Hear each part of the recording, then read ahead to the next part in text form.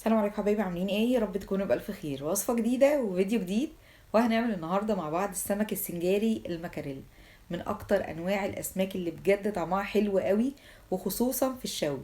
حاجة كده جامدة جدا، يعني عايزة اقولك الطعم مميز قوي غير اي نوع تاني ممكن تاكليه. هنعمله النهاردة بطريقة مميزة جدا، يعني لو عندك عزومة بجد هيبقى مشرف جدا ليكي، زي ما انت شايفة شكلا وطعما وكل حاجة. يعني النهاردة بجد الفيديو حلو وسهل كده وبسيط للناس اللي هي حتى عايزه تعمل سمك مشوي في البيت، تخاف ان هو ما يظبطش معاها. بجد النتيجه حلوه جدا، وبقول لك اعمليه وعلى ضمانتي. ما تنسيش اللايك، ويلا بينا. اول حاجه اعملها هنا هي التتبيله بتاعه السمك وبتاعه الحشوه. عندي هنا 4 قرون من الفلفل، سواء اخضر او احمر واخضر مفيش مشكله.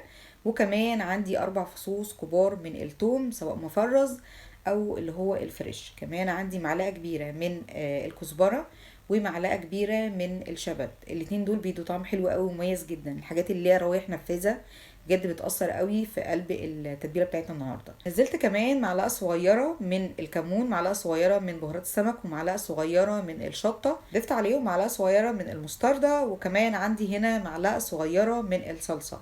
مش بكتر، او يعني الكميه اللي انا عاملاها دي على سمكتين اتنين.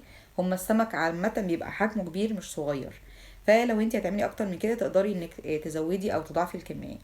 هنا بقى كمان نزلت عندي عصرة ليمونة، ومعلقة كبيرة من الخل، وكمان عندي معلقة كبيرة من الملح. عايزه اقولك الملح هنا اللي هيتبل لي كل حاجه، فيعني اقدر ازوده شويه عن المعتاد. بضربهم بشكل كويس جدا. عايزه اقولك التتبيله دي يفضل انها تتعمل فريش اول باول، يعني ما اعملهاش واركنها عندي في الفريزر. فيستحسن لو هنعملها كل مرة، لا نعملها تبقى فريش احسن، طعمها بيبقى بجد حلو. هنا كمان بجيب بقى عندي الحشوة في بولة. نزلت عندي طماطمتين قطعتهم صغير، مكعبات صغيرة. وكمان عندي هنا جزراية، نزلت كده يعتبر 80% منها، سبت بس حاجات بسيطة للجرنش. وكمان عندي هنا بصلاية قطعتها شرايح، البصلاية دي متوسطة. ونزلت عندي حوالي معلقتين كده من الكزبرة، ومعلقتين من الشبت، وعندي قرن فلفل شطة، ومعلقتين كبار من الزيت. وهنا بقى ابتديت انزل عندي حوالي معلقتين من التتبيله بتاعتنا. ما بحطش اي ملح، ما بحطش اي حاجه. انا خلاص زي ما قلنا عاملين حسابنا في الملح ان هو هيخلينا الحاجه مالحه بشكل كويس، فبزود سنه كده في التتبيله. هنا خلاص بعد ما قلبتهم بشكل كويس، نيجي هنا بقى للسمكتين الحلوين بتوعنا دول. السمك دوت سمك بحر، يعني مش سمك مزارع ولا اي حاجه، ومش موجود في مصر. هو بيجي يعني مجمد.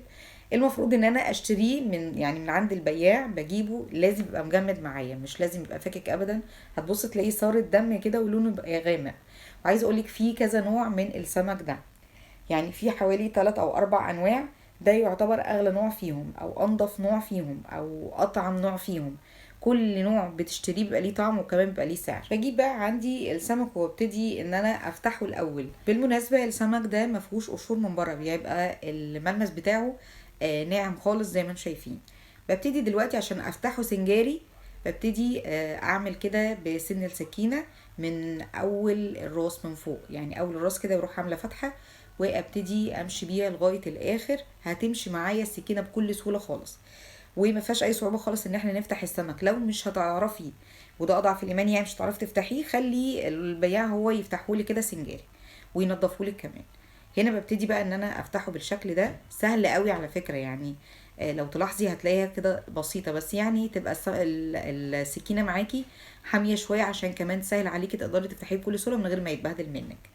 هنا بعد خلاص ما فتحته بالشكل ده بيبقى شكل السمك السنجاري بتاعنا. وعايزه اقول لك بالنسبه للراس ما بتتشالش، يعني بتتقدم كده السمكيه على بعضها في المطاعم. ببتدي طبعا ان انا اغسلها بشكل كويس قوي، وانقعها كده حوالي 10 دقايق في ميه وليمون ومعلقه صغيره من الملح. وببتدي ان انا اشيله واشطفه كذا مره واسيبه ينشف معايا. هنا بقى نيجي عشان نتبل السمكه نفسها، يعني يبقى السمكه نفسها مش عدمه، تبقى طعمها حلو وانتي بتاكليها كده. ببتدي احط حوالي معلقه افرش بيها السمكه كلها بالشكل اللي انتوا شايفينه ده. وبالنسبه لمده التتبيله، لا اقدر اشتغل فيه على طول، مش لازم ان انا اسيبه يتبل نص ساعه او ساعه ولا حاجه. بعد ما بخلص تتبيل بالشكل ده ابتدي ان انا اشتغل فيه على طول. وبالنسبه للسمك بتاعنا النهارده اللي هو المكاريل، مش بس ان انا اشويه، اقدر ان انا اعمله طاجن، اقدر ان انا اقليه.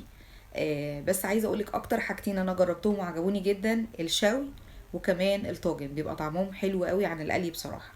يعني سمكة عايزة اقولك فيها كده نسبة دهون كويسة وطعمها حلو ما بيجزعش، وسمكة مفيدة جدا جدا جدا. يعني سمكة فيها كمية اوميجا 3 هايلة جدا. هنا بعد ما خلصت بقى بجيب حوالي نص كوباية كده من الردة الناعمة. يفضل لو هي خشنة معاكي انخلها واخد الناعم منها بس. هنا بقى ببتدي ان انا افردها عندي في صينية او في سرفيز عشان اقدر ان انا ابدر السمكة بشكل كويس قوي بالردة. بتتبدر بالطريقة دي سهلة قوي ان انا اجيبها واروح قافلاها وابتدي ان انا اقلبها كده في قلب الردة. بقت جاهزة جدا. بخلص عندي لو انا عاملة 3 4 5 اي عدد بخلصهم كلهم واحطهم عندي في صينية. وبعد كده اسخن عندي الصاجة بقى اللي انا بقى مجهزاها للشوي، يعني تبقى مخصوص للشوي، تبقى سخنة قوي قوي.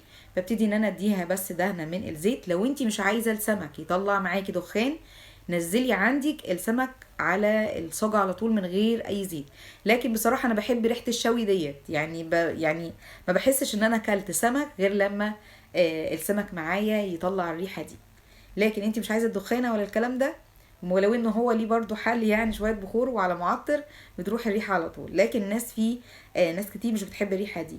فزي ما قلتلك مش عايزة اي دخان يطلع، مش لازم نحط زيت خالص، الزيت اللي بيعمل الدخان ده.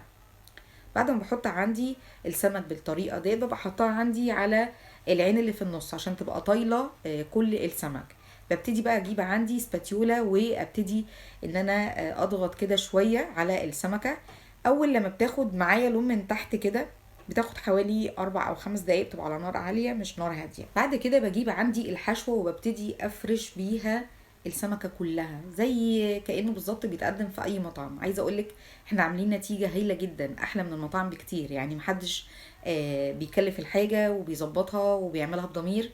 بره انت بتعملي الحاجة انت اللي هتاكليها فانت بيكلفيها. وبرضو عايزة اقولك غير النظافة بقى انك انت عاملاها في البيت ومغسولة في البيت وكل المكونات دي انت عارفة ايه دنيتها. فبصراحة حاجة يعني حلوة قوي. ما فضلش ابدا ان اي حد يجيب لا مقلي ولا مشوي ولا اي اسماك خالص ولا اي حاجة اصلا من بره. ما دمنا نقدر نعملها في البيت وبجودة احلى من اللي بره بكتير. زي ما انتم شايفين فرشت عندي الحشوة بالشكل ده. هبتدي بقى دلوقتي ان انا اجرنشها. مش عايزة اجرنشها بليمون ولا اي حاجة، هدخلها على طول عندي تحت الشواية. هتقعد قد ايه؟ تقعد حوالي تلت ساعة شواية بس من غير اي حاجة، اوريدي واخدة تسوية من تحت. والسمك عامة كده كده ما بياخدش وقت كتير، تلت ساعة ويبقى تمام جدا. وده شكل السمك بتاعي بعد ما طلع. عايزة اقول لك الريحة كانت جبارة. بيتقدم بقى مع رز صيدية او رز ابيض او حتى عيش وسلطة كده وسلطة طحينة. بيبقى مفيش احلى من كده خالص. وبكده يبقى خلص فيديو النهاردة. اتمنى يكون عجبك وجربيه. ما تنسيش اللايك والاشتراك، وسلام عليكم.